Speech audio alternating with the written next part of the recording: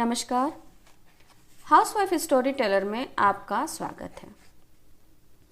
तो आइए सुनते हैं रविंद्रनाथ टैगोर द्वारा लिखी हुई एक कहानी का नाम है अंतिम प्यार। आर्ट स्कूल के प्रोफेसर मनमोहन बाबू घर पर बैठे मित्रों के साथ मनोरंजन कर रहे थे। ठीक उसी समय योगेश बाबू ने कमरे में प्रवेश किया। योगेश बाबू अच्छे चित्रकार थे।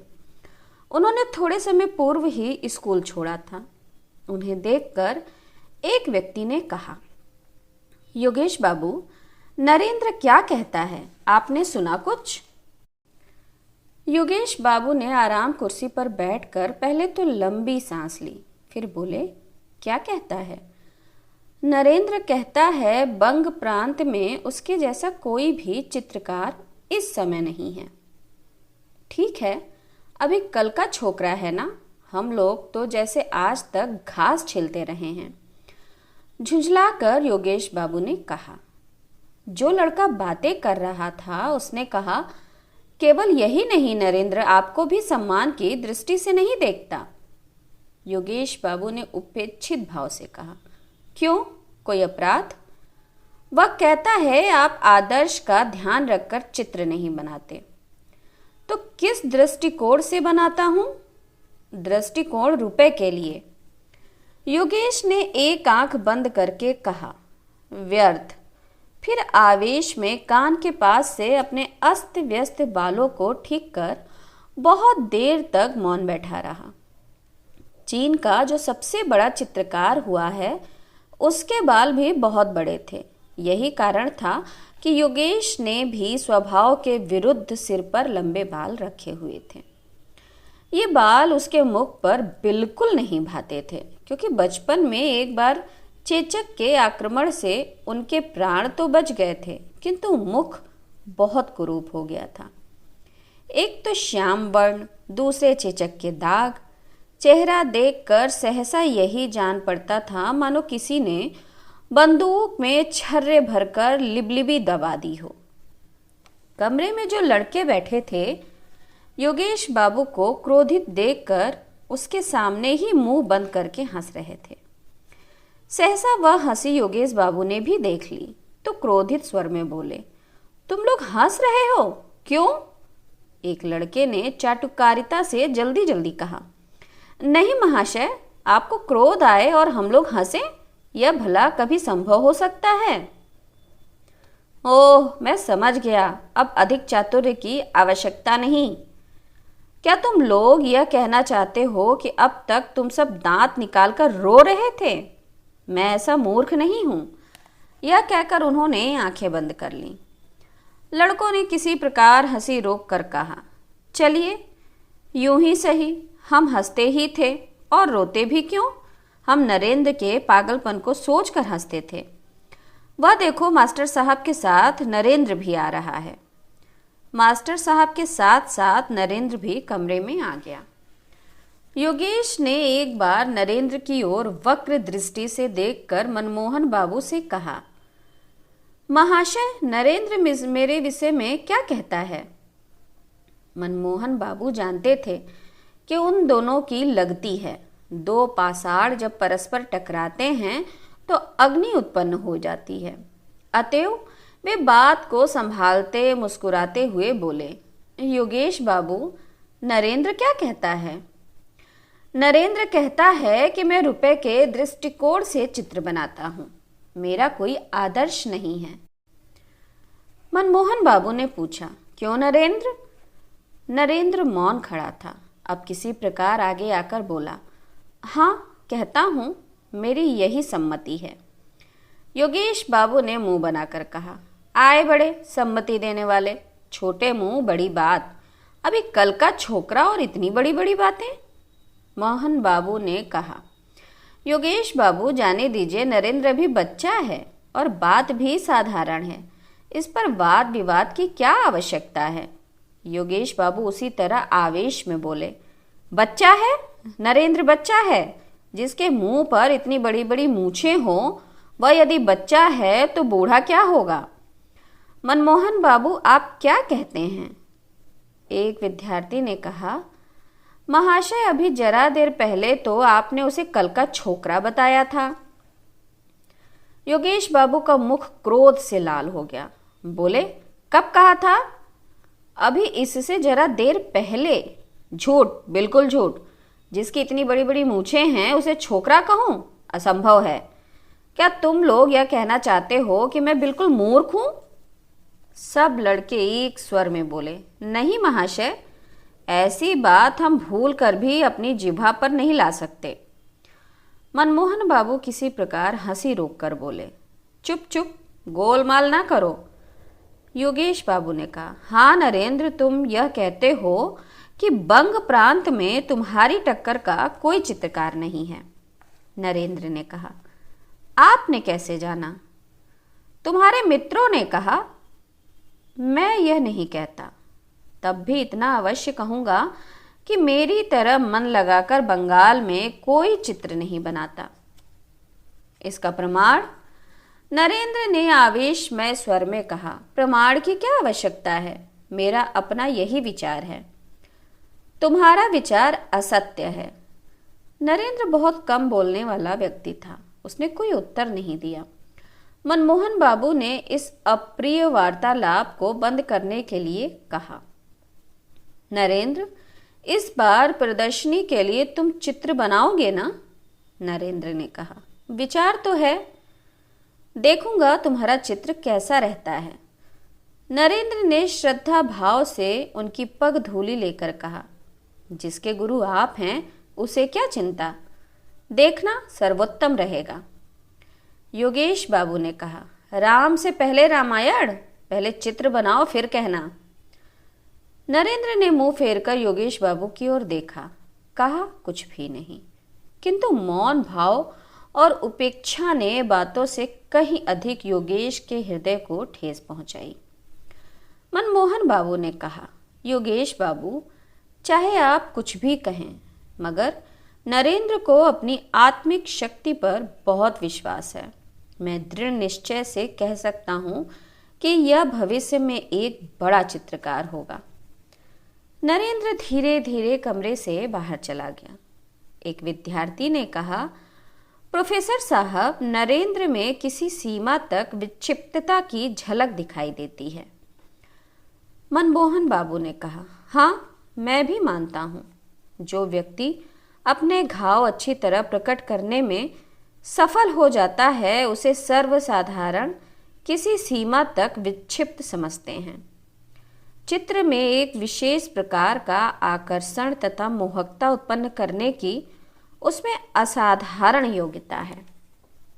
तुम्हें मालूम है नरेंद्र ने एक बार क्या किया था?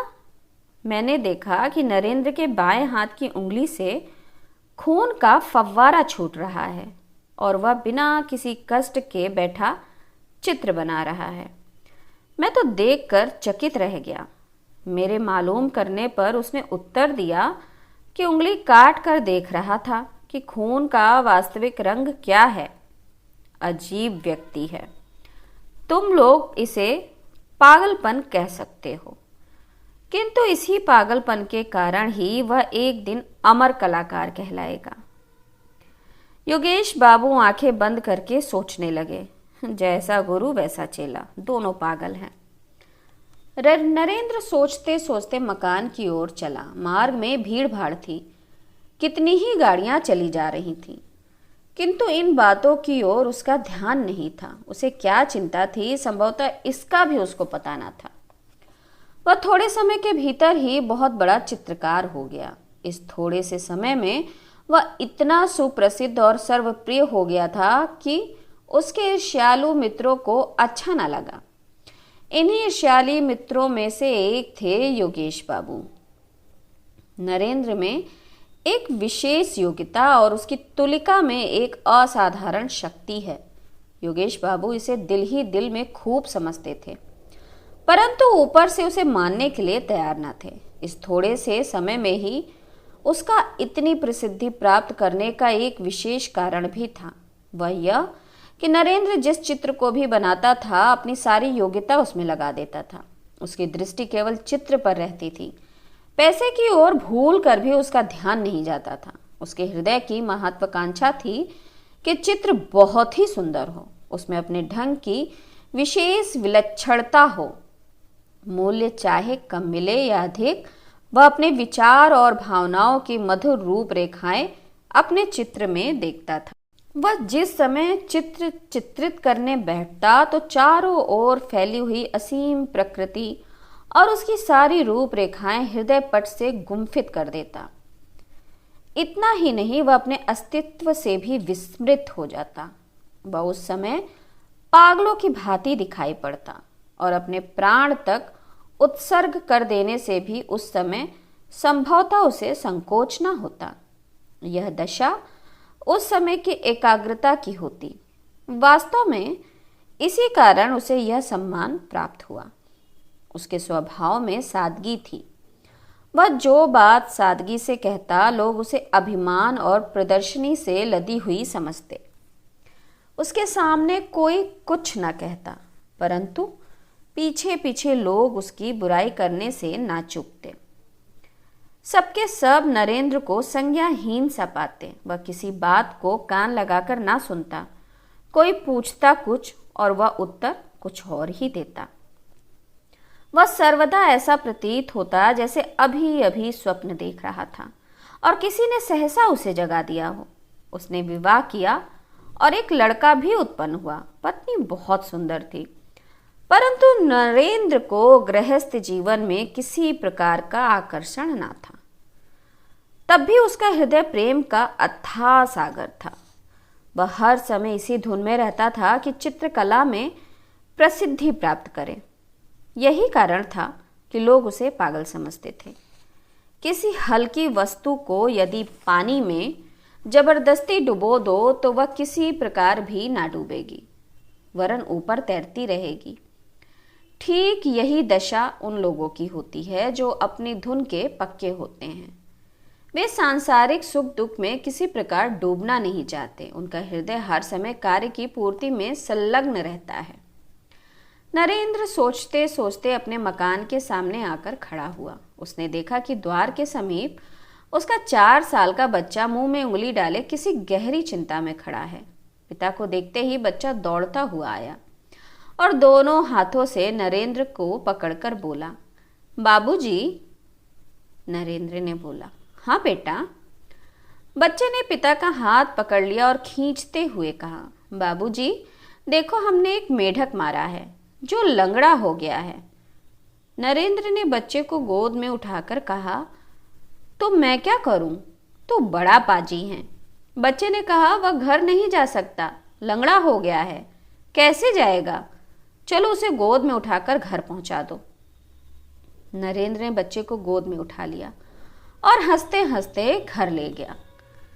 एक दिन नरेंद्र को ध्यान आया कि इस बार की प्रदर्शनी में जैसे भी हो अपना एक चित्र भेजना है। कमरे की दीवार पर उसके हाथ के बने कितने ही चित्र लगे हुए थे। कहीं प्राकृतिक दृश्य, कहीं मनुष्य के शरीर की रूपरेखा, कहीं स्वर्ण की भांति सरसों के खेत की हरियाली, जंगली मनमोहक दृश्य वाली, और कहीं वे रास्ते जो छाया वाले वृक्षों के नीचे से टेढ़े तिरछे होकर नदी के पास जा मिलते थे। धुएं की भांति गगनचुंबी पहाड़ों की पंक्ति जो तेज धूप में स्वयं झुलसी जा रही थी और सैकड़ों पथिक धूप से व्याकुल होकर छायादार वृक्षों के समूह में शरणार्थी थे। ऐसे कितने ही दृश्य थे। दूसरी ओर अनेक पंछियों के चित्र थे। उन सबके मनोभाव उनके मुखों से प्रकट हो रहे थे। कोई गुस्से में भरा हुआ, कोई चिंता की अवस्था में, तो कोई प्रसन्न मुद्रा में। कमरे के उत्तरीय भाग में खिड़की के समीप एक अपूर्ण चित्र लगा हुआ था। उसमें ताड़ के वृक्षों के समूह के समीप सर्वदा मौन रहने वाली छाया के आश्रय में एक सुंदर नवयुवती नदी के नील वर्ण जल में अचल बिजली सी मौन खड़ी थी। उसके होठों और मुख की रेखाओं में चित्रकार ने हृदय की पीड़ा अंकित की थी।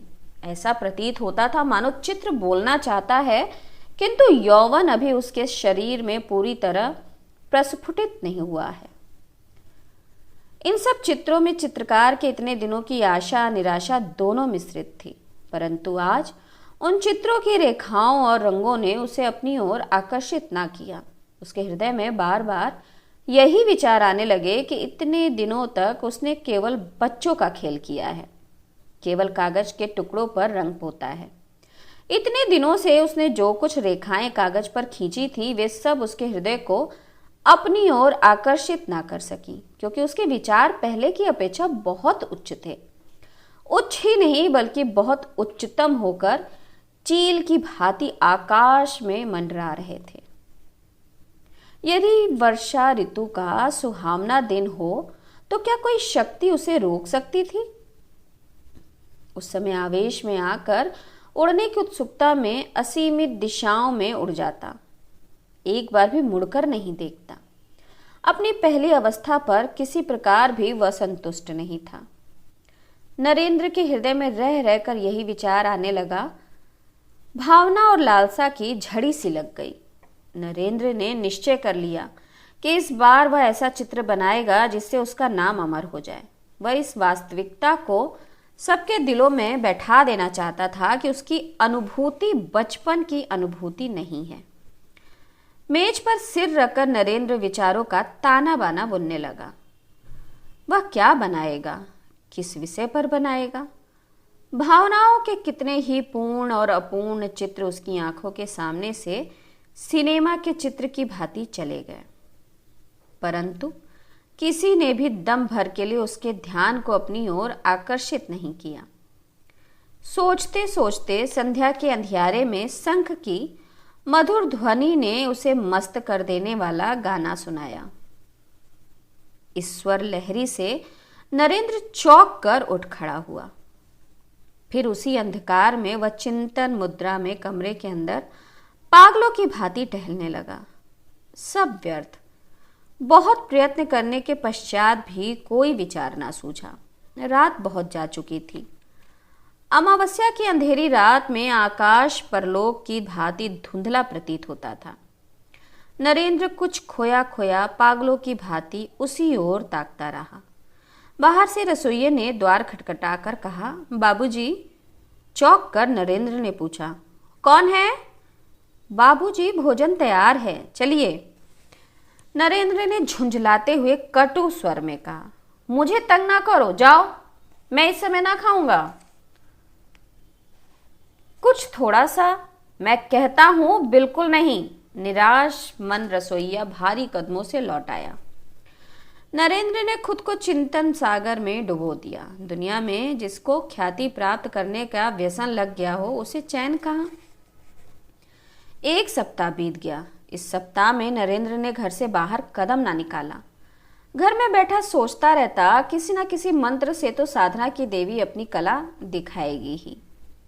इससे पूर्व किसी चित्र के लिए विचार प्राप्ति में उसे इतनी देर ना लगी थी, परंतु इस बार किसी तरह भी उसे कोई बात ना सूझी। ज्यों-ज्यों दिन व्यतीत होते जाते थे वह निराशा होता जाता था। केवल यही क्यों, कई बार तो उसने झुंझला कर सिर के बाल नोच डाले थे। वह अपने आप को गालियां देता, पृथ्वी पर पेट के बल पड़कर बच्चों की तरह रोया भी, परंतु सब व्यर्थ। प्रातःकाल नरेंद्र मौन बैठा था कि मनमोहन बाबू के द्वारपाल ने आकर उससे एक पत्र दिया। उसने उसे खोलकर देखा। प्रोफेसर साहब ने उसमें लिखा था, प्रिय नरेंद्र, प्रदर्शनी होने में अब अधिक दिन शेष नहीं है। एक सप्ताह के अंदर यदि चित्र ना आया तो ठीक नहीं। लिखना तुम्हारी क्या प्रगति हुई है और तुम्हारा चित्र कितना बन गया है। योगेश बाबू ने चित्र चित्रित कर दिया है, मैंने देखा है, सुंदर है, परंतु मुझे तुमसे और भी अच्छे चित्र की आशा है। तुम में अधिक प्रिय मुझे और कोई नहीं है। आशीर्वाद देता हूँ तुम अपने गुरु की लाज रख सको। इसका ध्यान रखना, इस प्रदर्शनी में यदि तुम्हारा चित्र अच्छा रहा तो तुम्हारी ख्याति में कोई बाधा नहीं रहेगी। तुम्हारा परिश्रम सफल हो, यही कामना है। मनमोहन। यह पत्र पढ़कर नरेंद्र और भी व्याकुल हुआ। केवल एक सप्ताह शेष है और अभी तक उसके मस्तिष्क में चित्र के विषय में कोई विचार ही नहीं आया। खेद है, अब वह क्या करेगा।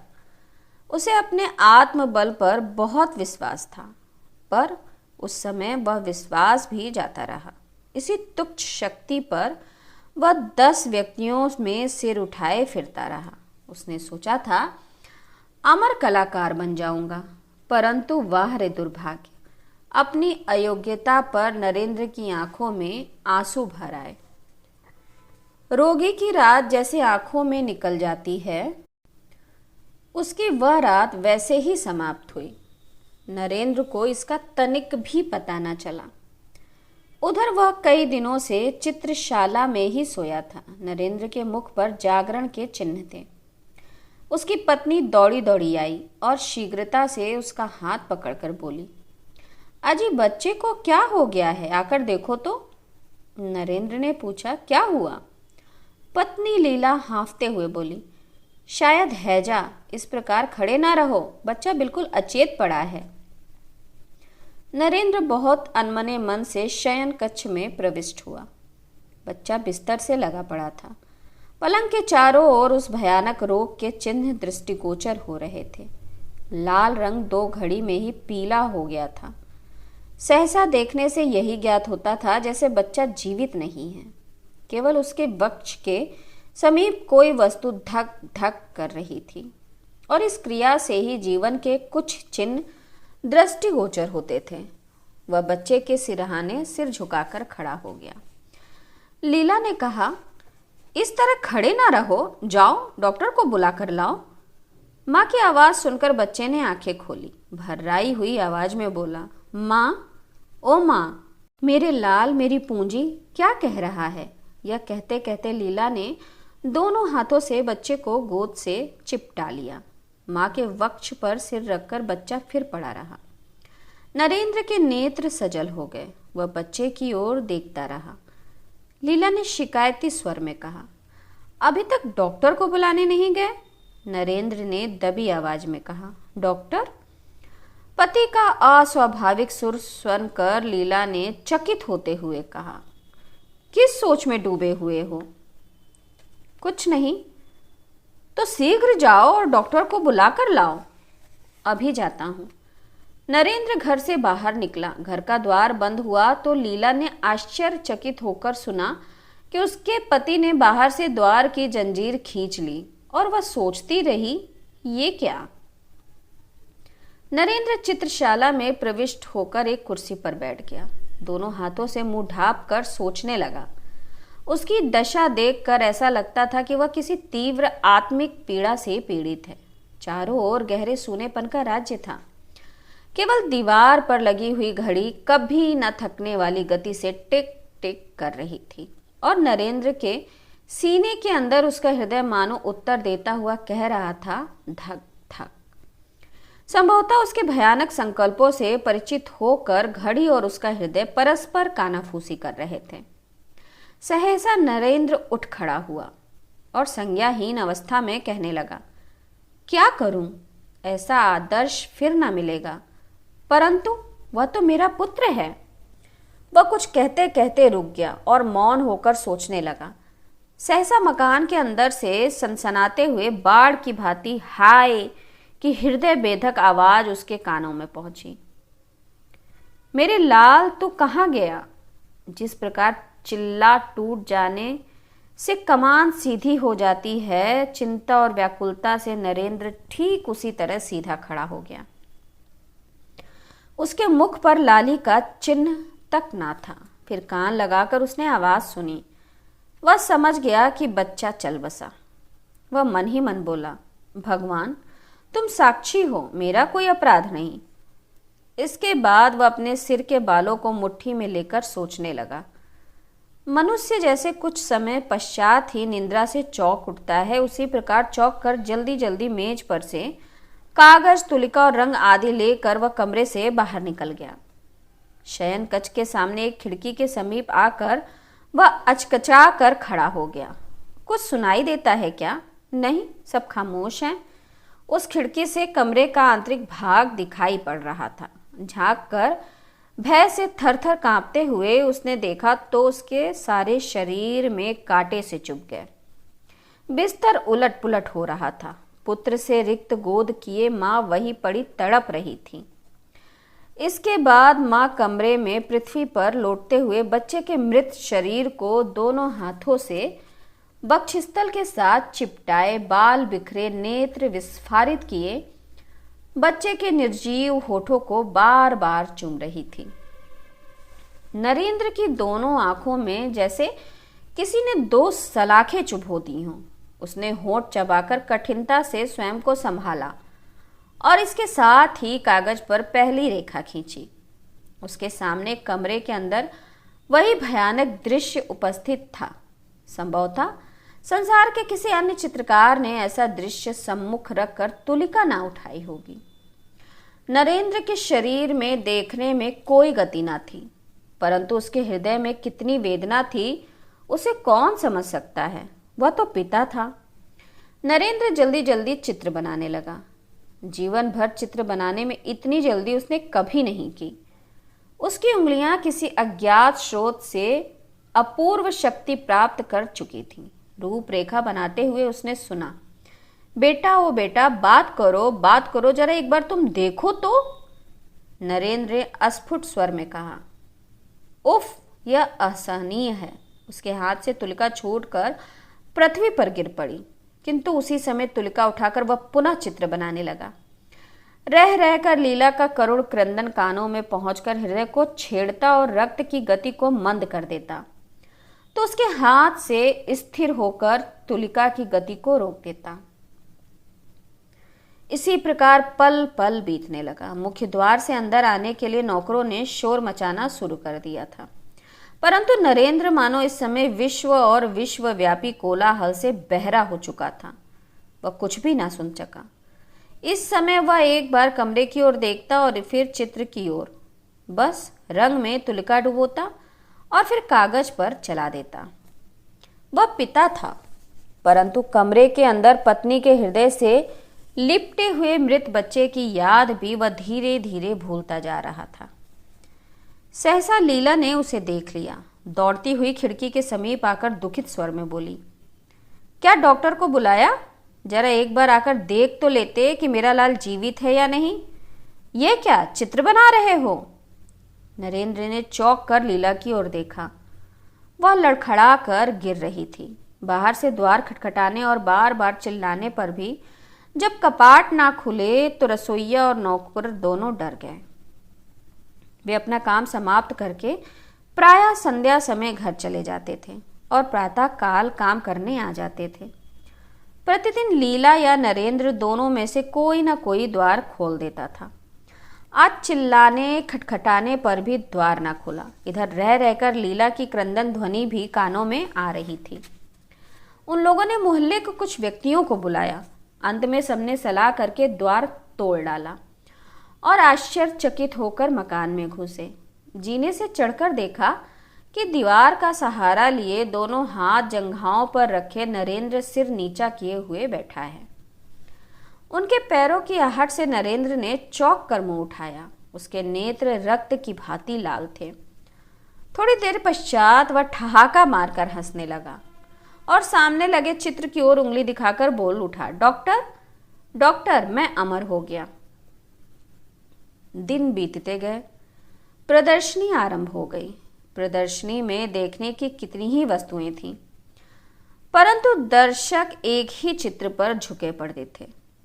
चित्र छोटा सा था और अधूरा भी। नाम था अंतिम प्यार। चित्र में चित्रित किया हुआ था एक माँ बच्चे का मृत शरीर हृदय से लगाए अपने दिल के टुकड़े के चंदा से मुख को बार बार चूम रही थी। शोक और चिंता में डूबी हुई माँ के मुख, नेत्र और शरीर में चित्रकार की तुलिका ने एक ऐसा सूक्ष्म और दर्दनाक भाव चित्रित किया था कि जो देखता उसकी आंखों से आंसू निकल पड़ते। चित्र की रेखाओं में इतनी अधिक सूक्ष्मता से दर्द भरा जा सकता है, यह बात इससे पहले किसी के ध्यान में न आई थी। इस दर्शक समूह में कितने ही चित्रकार थे। उनमें से एक ने कहा, देखिए योगेश बाबू, आप क्या कहते हैं? योगेश बाबू उस समय मौन धारण किए चित्र की ओर देख रहे थे। सहसा प्रश्न सुनकर एक आंख बंद करके बोले, यदि मुझे पहले से ज्ञात होता तो मैं नरेंद्र को अपना गुरु बनाता। दर्शकों ने धन्यवाद, साधुवाद और वाह वाह की झड़ी लगा दी, परंतु किसी को भी मालूम ना हुआ कि उस सज्जन पुरुष का मूल्य क्या है जिसने इस चित्र को चित्रित किया है। चित्रकार ने किस प्रकार स्वयं को धूल में मिलाकर रक्त से इस चित्र को रंगा है, उसकी यह दशा किसी को भी ज्ञात ना हो सकी। तो ये दुखद कहानी यहीं ख़त्म होती है, समाप्त होती है। नमस्कार। आप लोगों से विशेष अनुरोध कि मेरे चैनल को लाइक करिए, शेयर करिए और सब्सक्राइब करिए। नमस्ते।